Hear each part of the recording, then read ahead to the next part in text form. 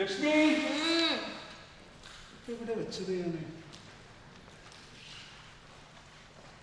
കാണുന്നില്ലല്ലോ. ആ ലിസ്റ്റ് എവിടെ? ഞാൻ ഇവിടെ അവിടെ ഉണ്ടോ? മുഴുവനുണ്ടോ? ഓ സമാധാനം.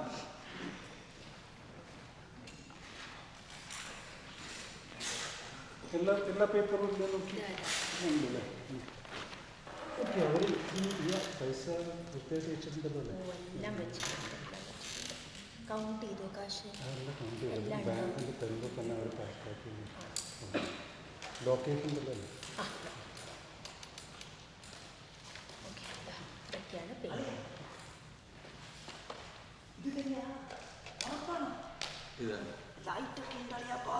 ഇല്ല പോണ്ട ഇത് തന്നെ ഞാൻ ഉച്ചയ്ക്ക് കണ്ടതാ.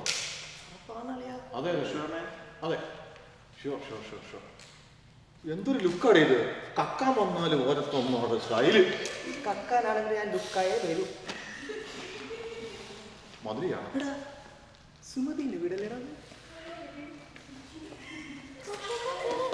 എന്ത് പണിയത്?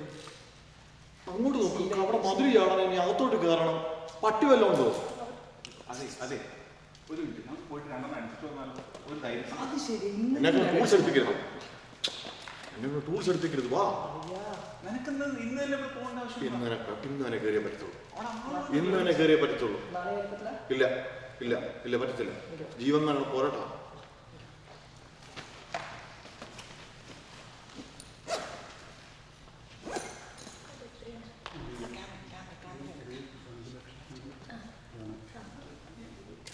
നമുക്ക് ആർക്കെങ്കിലും ഒരു സഹായം ചെയ്യാൻ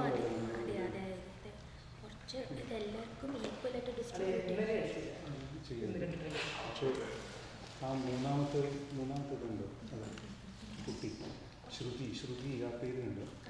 ശ്രുതി ഭാസ്കരൻ. അത് നല്ല കുട്ടിയാണ്. നല്ല പഠിക്കുന്ന നല്ല കുട്ടിയാണ്.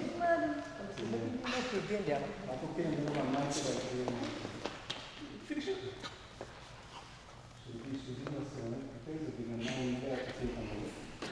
ആ കുട്ടിയുടെ അച്ഛൻ ഭാസ്കരൻ.